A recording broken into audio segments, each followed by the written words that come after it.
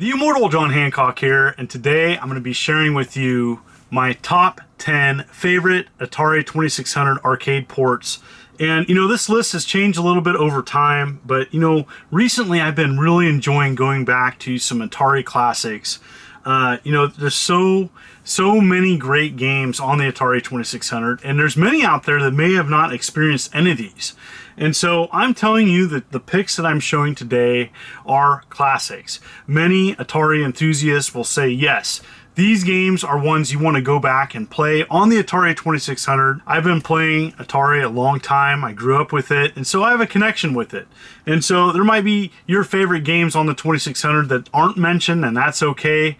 These are just my games that I keep going back to. If I was to play the Atari 2600, which I have an Atari 2600 Junior hooked up to a CRT TV with a couple of my favorite games, and these games are included with those. And so I'm going to show you the boxes of these games. So let's get going. All right, first up, one of my favorites of all time is Berzerk. And this was an early success for the Atari 2600, and I actually like playing the console version over the arcade. I think it's fast. I use it on Game Selection 9, and that one's with the Evil Auto. It's pretty intense, and I really enjoy playing this. This is just a good example of how a game can be simplistic, yet still just be amazing to play, and it's a perfect fit for the Atari 2600, which had fast gameplay. And that's really what is going to be a pattern with the games I'm showing today, is they had the essence of the arcade port. All these were arcade games, yes, but I played these 10-to-1 at home because I lived in the country. So next up is Dig Dug. This game has grown on me quite a bit. Recently I've been playing it, and it's really good. It's a really good version of Dig Dug, and I found myself playing this more and more. So this is kind of a recent love I've had. I've gone back and playing Dig Dug. At first I just thought it was everywhere on every console, but going back to the original 2600 version, really well done. Really enjoy playing that one. I've gotten better at playing it too. Next up is Frogger. One thing I liked about Atari 2600 games was the different control options and settings, and Frogger is one of those. I like game 3, I do believe, and that's intermediate stage, and I just love playing Frogger on the 2600. And it's a good example where the graphics were good enough. It was close enough to the arcade port, wasn't arcade perfect, and I know the Starpath Supercharger version of this game is amazing, but I grew up with this version, and so there's two different versions of Frogger, but really the good old Parker Brothers version is the one that I grew up with, and I still like playing that to this day. So thumbs up for Frogger.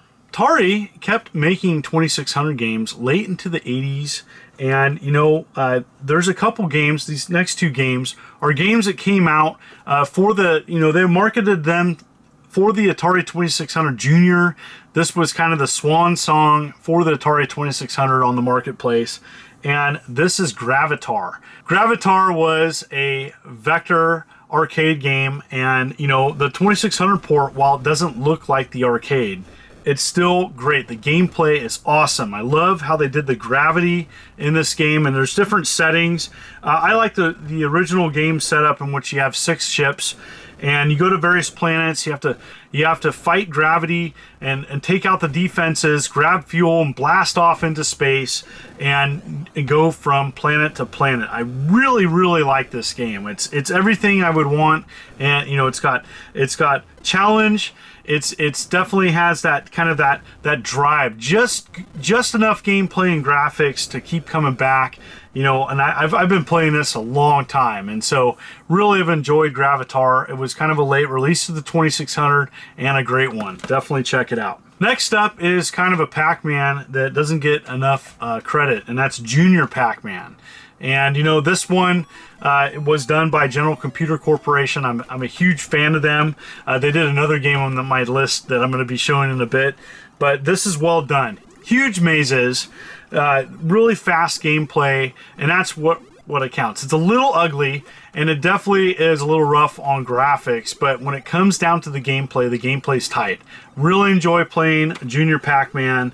I think it's the best Pac Man, original release, by the way, on the Atari 2600. You know, I know there's some arcade hacks and conversions out there, and my list today is really focusing on the original releases. I have a lot of respect for programmers who didn't have all the bells and whistles they have now making these games, and the limitations they dealt with pumping out these great arcade ports on the Atari 2600. Next up is Millipede. I've talked about this before. I just think it's a better version of Centipede. It's intense.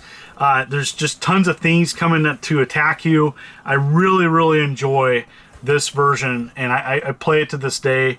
To me, the music, the gameplay, and it just is intense. I really like the intensity level of this game, and it's one that I still enjoy playing, and it's one I've been playing for quite a bit. You know, when I first played this was another late release. You know, this was during the silver box era of Atari, but you know, this came out a bit later.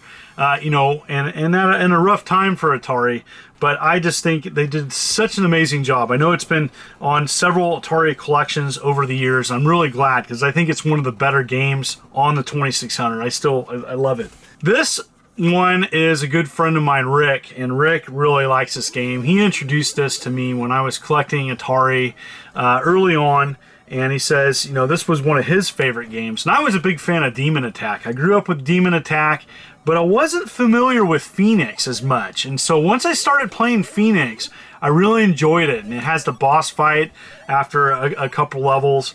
And with the force field, this is really well done. And so I could see why Atari had an issue with Demon Attack. I like them both for different reasons.